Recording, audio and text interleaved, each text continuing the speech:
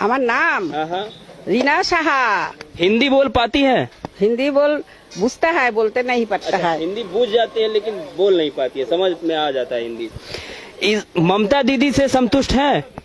नहीं है। हम लोग कस्ता हाथोरी तारा है, इनकलाब जिंदाबाद है। अच्छा, इनकलाब जिंदाबाद है। हाँ, किंतु आमी मोदी का सरकार में सपोर्ट करता है, किंतु वोट में सिंगल वोट में कस्ता हाथोरी तारा में मरता है। आपका बात तो हमको समझ में नहीं आ रहा है। ও বুঝতেই পারে না, তাহলে কি হবে? बंगाल আমি मार्च मांथेर 2 तारीख में गुजरात जाता है। 22 दिन घूर के आया है। गुजरात में माने वेरी इम्पोर्टेंट फील्ड है। मतलब बोल रहे हैं गुजरात आप घूम करके आ गए हैं। गुजरात में विकास वगैरह हुआ है कि नहीं हुआ है? हाँ, विकास हुआ है। विकास हुआ है, माने स्वर्ग हुआ है। स्वर्ग बन गया है। हाँ, स्वर्ग बना गया। तो मोदी सरकार में ही तो करता है। अच्छा। काजे मोदी सरकार के हम सपोर्ट करता है एवं हमारे फ्रेंड्स के बोलता है जो मोदी सरकार के फूल में वोट लगाओ। हाँ, किंतु हम नहीं पड़ता है, कारण हमें छोट्टो बेला থেকে कस्ते हाथोरी तारा के इनकलाब जिंदाबाद मुख्यमंत्री ছিল জ্যোতি বাবু। পারা যাবে না, কিন্তু আমার সাপোর্টার प्राण कृष्ण हाँ, हमें बोलता है जो तुमरा मोदी सरकार के वोट लगाओ। हाँ, पद्म फूल में वोट लगाओ, किंतु हम नहीं पता है। हम समर्थन करता है, किंतु वोट देते नहीं पड़ता है। वोट नहीं दे पाते हैं? क्यों नहीं वोट दे पाते हैं? हमार गोविंद एक है। अच्छा। हाँ, हिंदू धर्म। हाँ, गोविंद एक है, कृष्ण है। तो कृष्ण सारा आबार अन्य पथे जाता नहीं है, किंतु हम लेक्चर देता है ए मोदी सरकार के वोट लगाओ, मोदी सरकार के वोट लगाओ। भैया थोड़ा विस्तार से बताइए, ये दीदी जो बोल रही हैं क्या बोल रही हैं?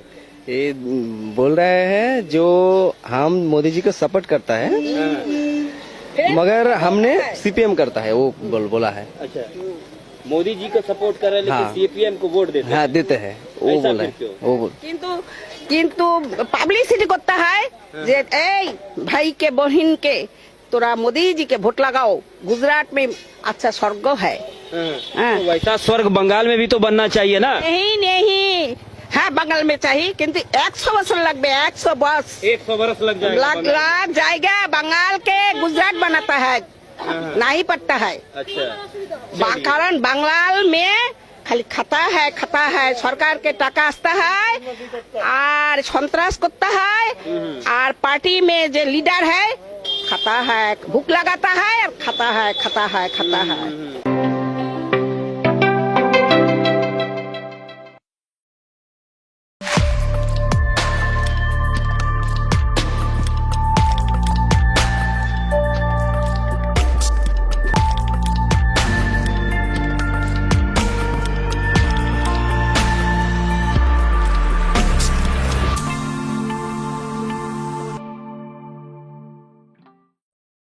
দেখলেন তো পশ্চিমবঙ্গের ঝান্ডু হামেরা কি করিচ্ছে, দল বেঁধে বিজেপির ভোট দিছে হাঙ্কেরে বামদের মতো আর কি। গত ইলেকশনে আওয়ামী লীগ বামেরা দল বেঁধে যেমন বিএনপির ভোট দিছিল উনকা আর কি। ফলাফল তো দেখিছেন, মমতা এবং তৃণমূল ধরাশায়ী হয়েছে, বিজেপি বিপুল ভোটে ভূমিধ্বস বিজয় পাইছে। বিজয়ী হইয়ায় বিজেপি মুসলমানদের বাসাবাড়ি দোকানপাটের উপরে হামলায় পড়ছে, লুটপাট অগ্নিসংযোগ চলতেছে ব্যাপকভাবে। পশ্চিমবঙ্গের বাঙ্গুরা বাংলাদেশের প্রগতিশীলতার নামে ধর্মনিরপেক্ষতার নামে হাসিনার ফ্যাসিবাদকে উলঙ্গভাবে সাপোর্ট দেওয়া গেছে। এখন হিন্দুত্ববাদের নামে ফ্যাসিবাদের কবলে পড়িছে। ফ্যাসিবাদের মজা কেমন 2 দিনে ভালো টের পাইছে, আরো পাবে। যদিও এই আক্রমণের লক্ষ্য হবে মুসলমানেরা প্রাথমিকভাবে, কিন্তু এই ফ্যাসিবাদের আগুন থেকে কেউ রক্ষা পাবে না।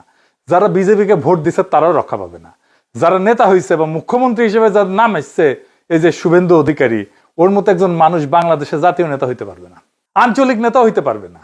এইটা সাহেব দেখান, তার কিছু বক্তব্য দেখান, শোনান।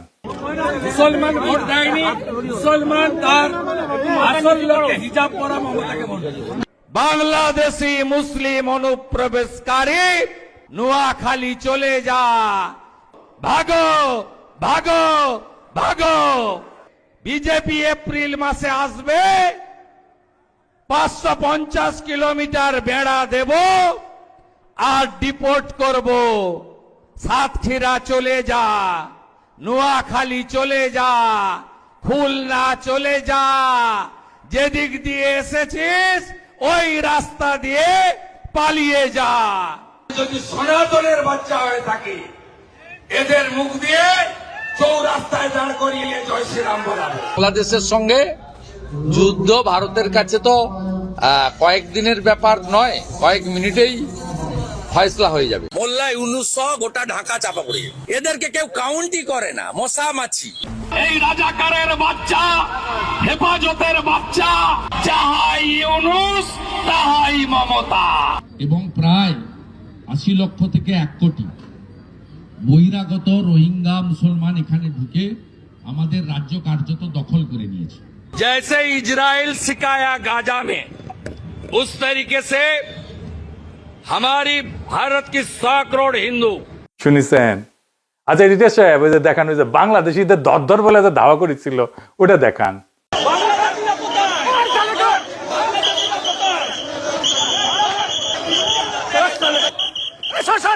सब बांग्लादेशी मुसलमान, सब बांग्लादेशी मुसलमान,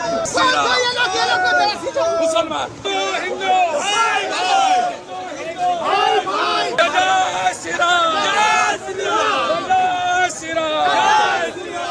দেখেছেন বাংলাদেশে কখনো এরকম মাল রাজনৈতিক নেতা হইতে পারবে?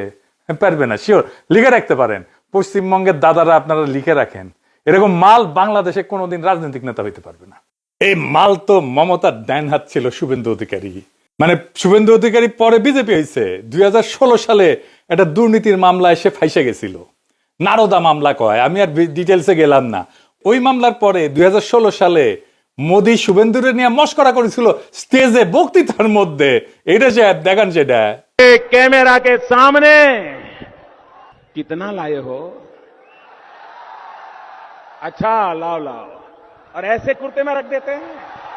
टीवी पे देखा कि नहीं देखा आपने? और चेहरा कितना भोला भाला था, ऐसा लगता था ये तो रोज की आदत वाले लगते हैं। দেখেছেন কার কথা কইছে? শুভেন্দুর কথা। এবার ওই যে বলি যে ভোলা বালা, ওই ভোলা বালাটা কে? ক্যামেরার সামনে ঘুষ নেওয়ার ভিডিওটা দেখান।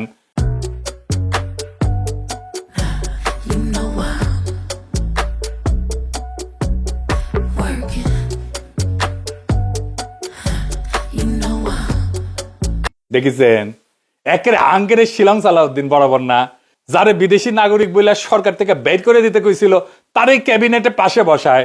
দেখান ওই ভিডিওটা আবার। আপনার সরকারে একজন বিদেশি নাগরিককে আপনি জাতীয় নিরাপত্তা উপদেষ্টা করেছেন।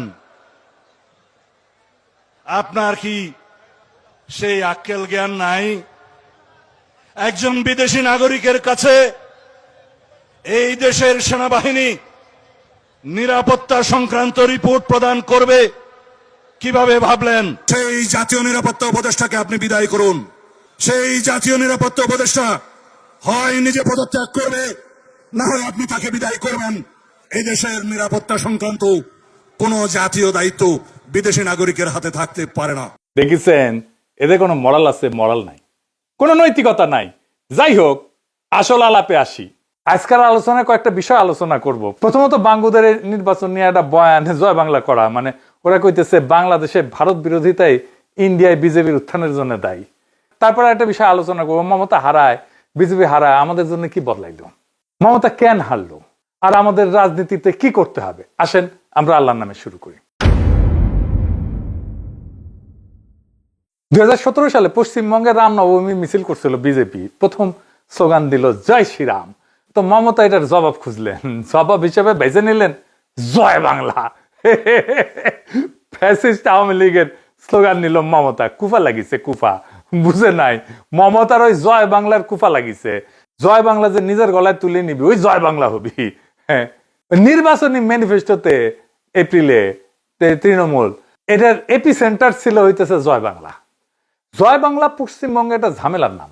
1971 পশ্চিমবঙ্গে 1 কোটি শরণার্থী গেল, চোখ উঠছিল, চোখ ওটা রোগ ছড়াইলো। বেশিরভাগ রিফিউজি ক্যাম্পে, কিন্তু রিফিউজি ক্যাম্পের বাইরেও সংক্রমিত হইল চোখ ওটা। ওই রোগের নাম হইল জয় বাংলা রোগ। হ্যাঁ, চোখ ফুলে লাল হইতো, এত বড় বড় ছড়া বানাইলো, জয় বাংলার লোক, ঢেলা ঢেলা চোখ, কেমন যাওরা দেখেন। আবার আমরা মাছ খাইতাম, মাছ ধরতো ওরা, রিফিউজি ক্যাম্পের লোকেরা, আর কিছু মাছ খাইতো, কিছু মাছ বিক্রি করতো রিফিউজি ক্যাম্পের লোকেরা। তো ওরা কইতো, কবিতা কইতো, জয় বাংলার লোক ঢেলা ঢেলা চোখ, ভাতের দিকে যেমন তেমন মাছের দিকে চোখ। এই জয় বাংলা নিজের ইলেকশন ডক্ট্রিন কেউ বানায় বলেন? মানে মোদীকে ঠেকাইতে হবে, এটা তো মমতার এজেন্ডা ছিলটা। পশ্চিমবঙ্গের অ্যান্টি মোদি বলে যারা দাবি করে তারা জান লড়াই দিছে বিএনপি কে ঠেকানোর জন্য, দেয় নাই। 91 লক্ষ ভোটারকে বাদ দিছে নাকি SIR কইরা, সেটা নাকি মমতার হারার জন্য দায়ী কিনা সেটা পরে দেখা যাবে। প্রায় 91 লক্ষ ভোটার SIR এর মাধ্যমে বাদ পড়েছে। এরা সবাই মুসলিম ভোটার এবং স্বাভাবিকভাবেই এই মানে ভোটটা তৃণমূল কংগ্রেসের বেশি হওয়ার কথা ছিল এবং সে কারণে, এবং এটা কিন্তু মোট ভোটারের 12%, এটাও মাথায় রাখা দরকার। অর্থাৎ 12% ভোটার এই নির্বাচনে ভোট দিতে পারেনি যারা তৃণমূলের ভোটটা পেতে পারত। কিন্তু এটা বড় সংখ্যা, কিন্তু মোট ভোটার হয়েছে 7,66,00,000, তার মধ্যে 12% ভোটার বাদ। আপনি চিন্তা করেন, বাংলাদেশে 12% ভোটার বাদ দিচ্ছেন, আগুন লেগে যাবে। ইলেকশন হইতে দিত, নির্বাচন কমিশন তুলে নিয়ে বুড়ি গঙ্গায় ফেলায় দিত, ইলেকশনই হইতো না। বাংলাদেশ হইলে কোনো প্রতিবাদ নাই পশ্চিমবঙ্গে, পশ্চিমবঙ্গকে ওন করে নিত ওরা, কেউ সেজন্য ডিফেন্ড করতে পারে না। আমরা ওন করি বাংলাদেশকে, যাই হোক ভালো খারাপ মন্দ যাই হোক আমরা ওন করি, প্রত্যেকে জান লড়াই ডিফেন্ড করি দেশকে। আমরা ডিফেন্ড করি আমার পলিটিক্যাল রাইট রে, জানের মায়া করি না, আর গুলি বন্দুক লাঠিরে ভয় করি না। এই যে পশ্চিমবঙ্গের হিন্দুত্ববাদী ফ্যাসিস্টের হাতে পড়লো, অনেকদিন থাপ খেতে হবে। আমি এতে মোটে ব্যথিত না। পশ্চিমবঙ্গ যে আমাদের মানুষ মনে করে না, কোনোদিন আমাদের সাথে পলিটিক্যালি এনগেজ হয়নি, সে CPM হোক, কংগ্রেস হোক, বিজেপি হোক, কেউ বাংলাদেশকে বন্ধু বলে মনে করে না। আমাদের টুরিস্ট না গেলে কলকাতায় অনেকে পেটের ভাত জুটবে না, অথচ কি বিভৎস বাংলাদেশ ঘৃণা, বাংলাদেশের সাধারণ মানুষকে ঘৃণা, ইসলাম ধর্মকে ঘৃণা। আমরা অশোকনগরে পাড়ায় পাড়ায় মোড়ে মোড়ে সব মন্দির করা শুরু করে দিয়েছি। তোমরা যারা বিজেপির সেনা আছো সবাই শুরু করে দাও মন্দির করা, কোনো মসজিদ থাকবে না, সব মন্দির। হিন্দু শক্তি জয় হয়েছে, সব মন্দির। সবাই বলে জয় শ্রীরাম, জয় শ্রীরাম, জয় শ্রীরাম। বাংলাদেশ তাদের কাছে সবসময় হারানো জমিদারি, বাংলাদেশের সংখ্যাগরিষ্ঠ মানুষের ধর্ম তাদের কাছে ঘৃণার। তো এই পশ্চিমবঙ্গ মরল নাকি ঠাপ খেললো তাতে আমাদের কি? ওরা নিজের শক্তিতে মোদিরে জীবনে হটাইতে পারবে না, কয়ে দিলাম, লিখে রাখেন। ওই হ্যাডম তাদের নাই। আমাদের সাথে একটা পলিটিক্যাল অ্যালায়েন্স থাকলে পারতো, কারণ আমরাই একমাত্র শক্তি পৃথিবীতে, আধুনিক দুনিয়াতে যারা ফ্যাসিবাদকে পরাজিত করছি রাস্তার লড়াই কইরা। আমাদেরই অভিজ্ঞতা আছে, অন্তত আমাদের লড়াইয়ের অভিজ্ঞতা তাদের কাজে লাগতো, সাহায্য করতে পারতাম। কিন্তু ওরা তো করবে না, ওরা কখনো একটা দেশ হয়ে উঠতে পারেনি। কেন পারেনি জানেন? আসেন সেটা আলাপ করি। পশ্চিমবঙ্গের কোনো রক্তাক্ত ইতিহাস নাই। পশ্চিমবঙ্গ 1947-এর পরে প্রায় 80 বছর গেছে, তার ইতিহাসে কোনো রক্তাক্ত গণ আন্দোলন নাই, কোনো ভাষার জন্য লড়াই নাই, রাষ্ট্রের জন্য লড়াই নাই, রক্ত দেওয়া নাই, স্বাধীনতার জন্য যুদ্ধ হয় নাই, কোনো স্বৈরাচারের বিরুদ্ধে রাস্তায় শহীদ হয় নাই, বিপ্লব নাই, গণ অভ্যুত্থান নাই, গণভবন দখল নাই, সংসদ ভবন দখল নাই, প্রাইম মিনিস্টারের হেলিকপ্টারে তুলে তাড়ায়নি নাই, বন্দুকের সামনে দাঁড়ায় অকাতরে জীবন দেওয়ার কোনো ইতিহাস নাই। আবু সাইদের মতো কোনো ছবি নাই তাদের হাতে, কোনো জুলাই নাই। তাদের ইতিহাসে মীর মুগ্ধরা জন্মায় না। নকশালবাড়ি ছিল তারা কইবে, কিন্তু সেটা ছিল একটা এলিট ভ্যানগার্ডিস্ট মুভমেন্ট, গণ অভ্যুত্থান না। সিঙ্গনন্দীগ্রামে হয়েছে লড়াই, হয়েছে, এটা লোকাল রেজিস্ট্যান্স। আমাদের এরকম প্রত্যেক দিনই হয়, পানি নেওয়া হয়, সার নেওয়া হয়, প্রত্যেক দিনই হয় উঙ্কা লড়াই। বাংলাদেশ পুরাই উল্টা। 52, 69, 71, 75, 90, 24 এটা আধুনিক কালের কথা। তার আগে দেখেন সেই ইসা খাতিকা, হাজী শরীয়তুল্লাহ, তিতুমির, প্রত্যেকটাতে রক্ত, প্রত্যেকটাতে জনগণের সাথে রাষ্ট্রের সরাসরি কনফ্রন্টেশন, প্রত্যেকটা জনগণ নিজের শক্তির অভিজ্ঞতা পাইছে। আমি আপনাদেরকে শক্তির অভিজ্ঞতা আমাদেরকে কোথায় নিয়ে গেছে, আমাদের চেতনাকে, এটা আমি আপনাদের একটা প্রমাণ করে দেখাই দিই একটা ছবি দিয়া। আমি আপনাদের কয়টা ছবি দেখাই।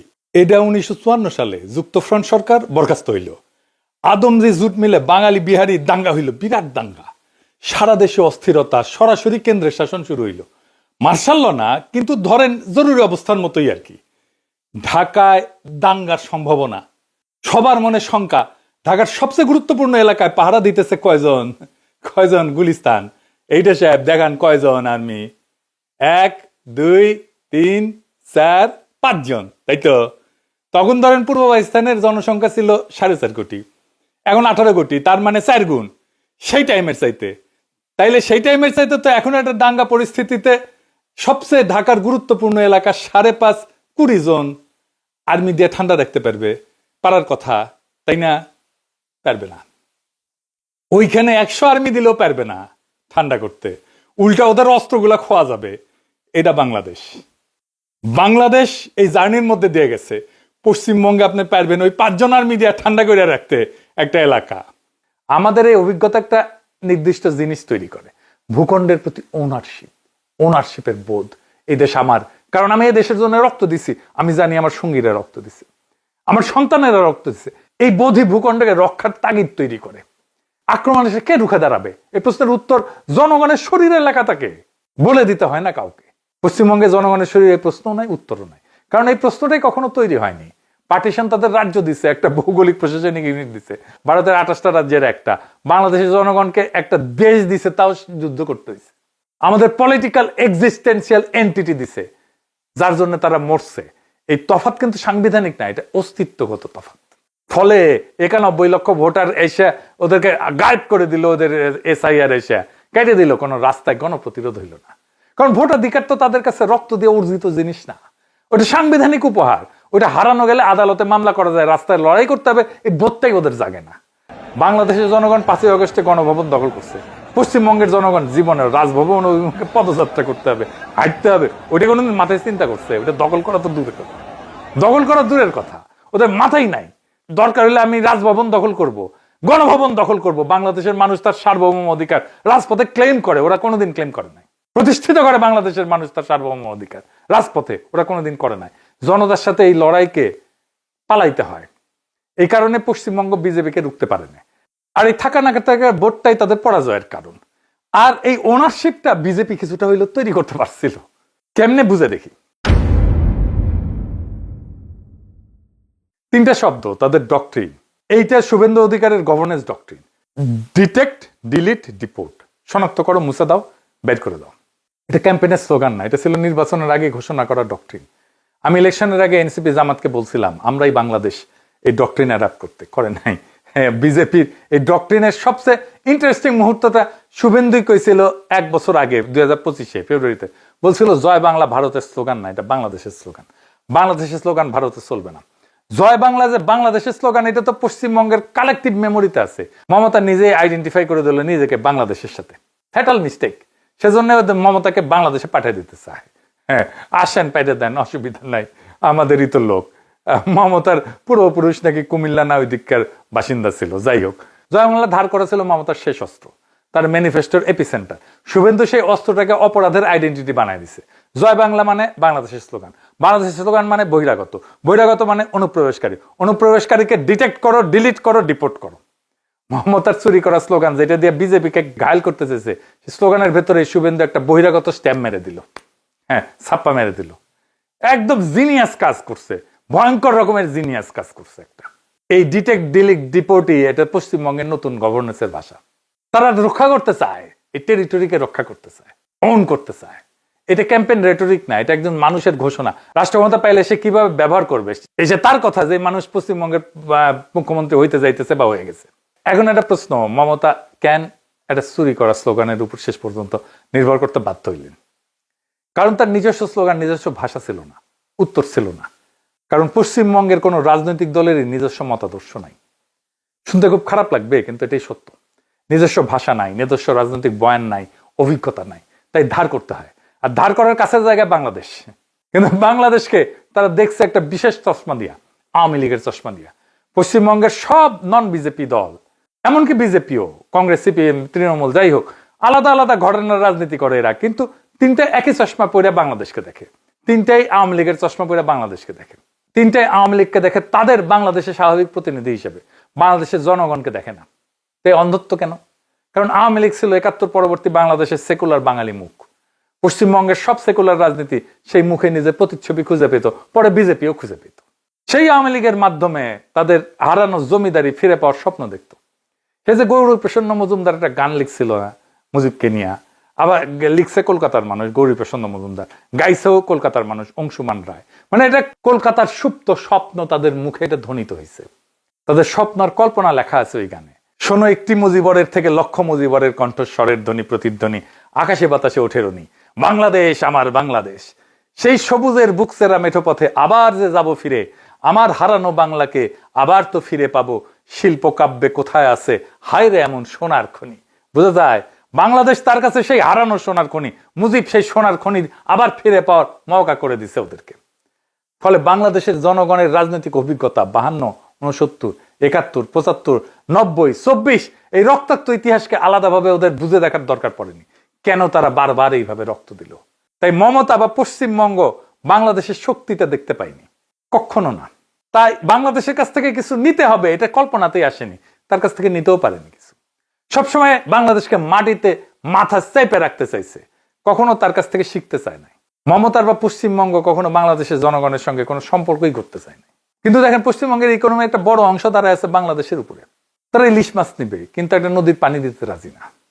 ইলিশ মাছ ছাড়া তাদের দুর্গাপূজা হয় না, কিন্তু তিস্তার পানি দেবে না, গঙ্গার পানি দেবে না। কিন্তু তারপরেও এগুলোর বাইরেও মমতার পতনের আরো কয়েকটা গভীর কারণ ছিল। আসেন সেই 3টা কারণ একটু দেখি। মমতার রাজনৈতিক ভিত্তি দাঁড়াইছিল 3টা স্তম্ভে। হাসিনার পতনের পরে 18 মাসে 3টা স্তম্ভই ভেঙে পড়ছে। প্রথম স্তম্ভ ছিল মুসলিম ভোট। এসআইআর করে 91 লক্ষ নাম বাদ দিছে, এর মধ্যে বেশিরভাগই অনুপাতে মুসলিম ভোট। তৃণমূলের সবচেয়ে নির্ভরযোগ্য ভোট ভিত্তি এটা ধ্বংস হয়ে গেছে। দ্বিতীয় স্তম্ভ হইতেছে সাংস্কৃতিক এবং বুদ্ধিবৃত্তিক। মমতার আইডেন্টিটি ছিল সেকুলার বাঙালি। হাসিনা শাসনকে যে সেকুলার বাঙালি পরিচয় দিত, সেই পরিচয়ের কারখানা মূলত পশ্চিমবঙ্গে। কলকাতার সাংবাদিক, চলচ্চিত্রকার, সাহিত্যিক, অধ্যাপক, বুদ্ধিজীবী, আনন্দবাজারের কাভারেজ, তারপরে যাদবপুর প্রেসিডেন্সির বুদ্ধিবৃত্তিক বলয়, কলকাতার সিনেমা ফেস্টিভ্যাল, বাংলাদেশের সরকারি অনুষ্ঠানে কলকাতার শিল্পীদের আমন্ত্রণ, এইটা পুরা জাল। এইটা দুই পক্ষের জন্য গুরুত্বপূর্ণ ছিল। কেন? কারণ হাসিনা শাসন যত বাংলাদেশের ভেতরে নির্বাচনী বৈধতা হারাচ্ছিল, তত বাইরের সাংস্কৃতিক বৈধতার উপরে নির্ভর করতে হচ্ছিল। কলকাতার এই বলয় ছিল সেই বৈধতার কারখানা। আমরা পরে দেখবো যে হাসিনার বয়ানগুলো ইন্ডিয়া থেকে তৈরি হয়ে আসতো। আমরা দেখবো আজকে একটা এক্সাম্পল দিয়ে দেখাবো যে কিভাবে হাসিনার বয়ান তৈরি করে দিত। তো তৃণমূলের ঘনিষ্ঠ অনেকে এই জালের মধ্যে ছিল, বিজেপির সাথেই ছিল। এই সম্পর্ক যতদিন চলছিল পশ্চিমবঙ্গের রাজনৈতিক কল্পনা একটা কৃত্রিম আয়নায় আটকাইছিল। বাংলাদেশকে আলাদা স্বতন্ত্র সত্তা হিসেবে দেখার দরকার পড়েনি, কারণ কলকাতার নিজস্ব বুদ্ধিজীবী শ্রেণী হাসিনার বাংলাদেশকে আসল বাংলাদেশ হিসেবে দেখতো, প্রচার করত। মমতার সেকুলার বাঙালি পরিচয়ের জন্য এই আয়নাটা অপরিহার্য ছিল, কারণ তাছাড়া তার সেকুলার বাঙালি পরিচয় দাঁড়ায় না। কারণ আয়নায় তিনি দেখতেন ওই পাশেও আছে আমার মতোই ভাবনার মানুষ, আমি একা না, হাসিনাও আমার মতোই। তো 5ই আগস্ট 2024 সে হারান্নার জনজন তীরা ভেঙে পড়ল। কলকাতা হঠাৎ আবিষ্কার করলো যে তাদের প্রচার করা ছবির সঙ্গে আসল বাংলাদেশের সম্পর্ক প্রায় শূন্য। এতদিন তারা যাকে বাংলাদেশ ভাবছিল সেটা ছিল একটা ক্ষমতাবান গোষ্ঠীর সেলফ ইমেজ, যার সাথে বাংলাদেশের সাধারণ মানুষের কোনো যোগ নাই। তো ফলে সাথে সাথে মমতার সেই সেকুলার বাঙালি বলে ইমেজ যেটা, সেটা ফাঁপা হয়ে গেল। কারণ আয়নার ওপাশে আর কেউ নাই। তার যে প্রতিচ্ছবি, তার তো একটা প্রতিচ্ছবি ফেরত পাঠাইতে হবে ওই পাশ থেকে, সেটা আর ফেরত আসে না। 3 নাম্বার হইতেছে বস্তুগত অর্থনীতি। কলকাতার মার্কেট স্ট্রিট আছে না, Kyd street, Esplanade, new market, এই এলাকার নাম ছিল মিনি বাংলাদেশ। মানে বাংলাদেশের ট্যুরিস্ট দিয়ে ওটা চলতো। বাংলাদেশের রুগী, বাংলাদেশের ক্রেতা, বাংলাদেশের পর্যটক। 5ই আগস্টের পরে ভিসা বন্ধ, সব বন্ধ হয়ে গেল। কি হইল? 1 বছরে কেউ কেউ বলেন 5,000 কোটি টাকা লস হয়েছে এর ফলে কলকাতার। তার অর্থনীতি থেকে নাই হয়ে গেছে। হোটেল ফাঁকা, হাসপাতাল বন্ধ, মার্কেট ধুধু করে। এই হিসাবটা মাথায় রেখে একটা পুরনো ঘটনা মনে করাই দিই। হাসিনা পতনের মাত্র 2 সপ্তাহ আগে 21শে জুলাই 2024 তৃণমূলের শহীদ দিবসের সমাবেশে ধর্মতলায় মমতা মঞ্চে দাঁড়ায় বললেন যে বাংলাদেশ নিয়ে আমি কিছু বলতে পারি না, এটা আলাদা দেশ, ভারত সরকার যা বলার বলবে, কিন্তু কেউ অসহায় হয়ে বাংলার দরজা এলে আমরা আশ্রয় দেব। বিজেপি 2 বছর ধরে একটা বাক্যকে অস্ত্র বানাইছে। শুভেন্দু বলছে মমতা অনুপ্রবেশকারীদের জন্য দরজা খুলে দিচ্ছেন। এই অনুপ্রবেশের সময় তারা বলছে যে আশ্রয় তো দিদি দিচ্ছে। মমতা যেটাকে মানবিক প্রতিশ্রুতি হিসেবে বলছে, সেটাই বিজেপির হাতে অনুপ্রবেশের উস্কানির সবচেয়ে বড় প্রমাণ হয়ে দাঁড়িয়েছে। আর এই অভিযোগের সঙ্গে যোগ হইল বাস্তব ক্ষতি। এমন বলেন মার্কেট স্ট্রিটের যে ব্যবসায়ী, তার হোটেল দোকান চলতো বাংলাদেশি ক্রেতা দিয়ে, 2 বছর ধরে আয় নাই, ব্যাংকের কিস্তি বাকি, কর্মচারী চলে গেছে। ও তো তৃণমূলের ভোটার ছিল, ও এখন কাকে ভোট দেবে? তৃণমূলকে দেবে? তৃণমূল কিছু করছে তাদের জন্য? করে নাই। সে বাঁচার একটা রাস্তা খুঁজবে, সে বাঁচার রাস্তা খোঁজার জন্য বিজেপির দিকে চলে গেছে আপোষে। শুভেন্দু যখন এসে বলে যে আমি 100 কোটি বাংলাদেশিকে পুশব্যাক করব, তো এই ব্যবসায়ীরা তখন কি শোনে? তারা শোনে কেউ একজন আমার দিকে তাকাইতেছে, কেউ একজন আমার ভাঙা ব্যবসার জন্য কাউকে দায়ী করতেছে, বাংলাদেশকে দায়ী করতেছে। কেউ একজন বলতেছে সমাধান আছে, যুক্তি ভুল হোক, সমাধান ভুল হোক, কিন্তু মুখ ফেরানোর ভঙ্গিটা তো সঠিক। সে তো বলতেছে আমি কিছু করব। আর বিজেপি যখন বলে মমতাই তো অনুপ্রবেশ ডেকে আনছেন, নিজে বলছে দরজা খুলে দেবেন, তখন এই ব্যবসায়ীদের কাছে যুক্তিটা আরো পোক্ত হয়।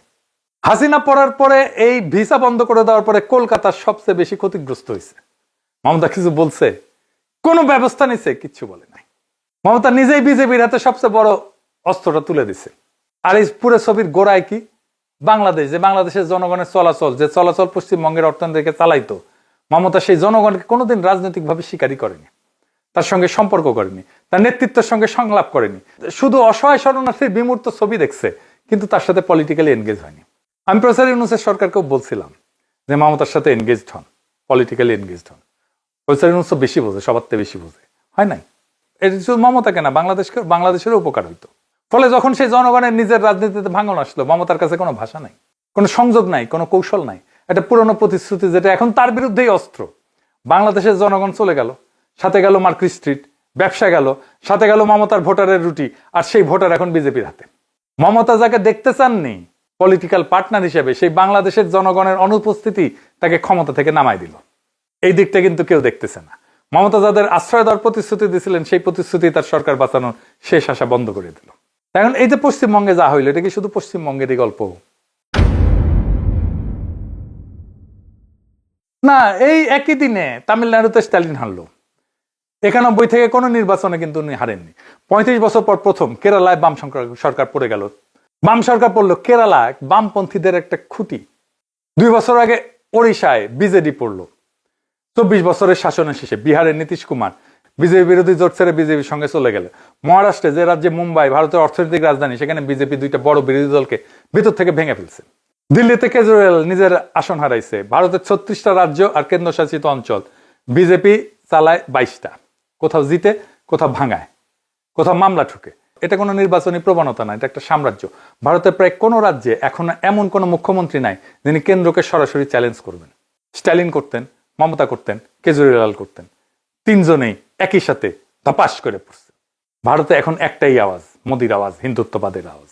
কিন্তু এই বিরাট ছকে একটা ব্যতিক্রম আছে, মাত্র একটা, তামিলনাড়ু। স্ট্যালিন হারছে, কিন্তু কার কাছে? কে জিতছে?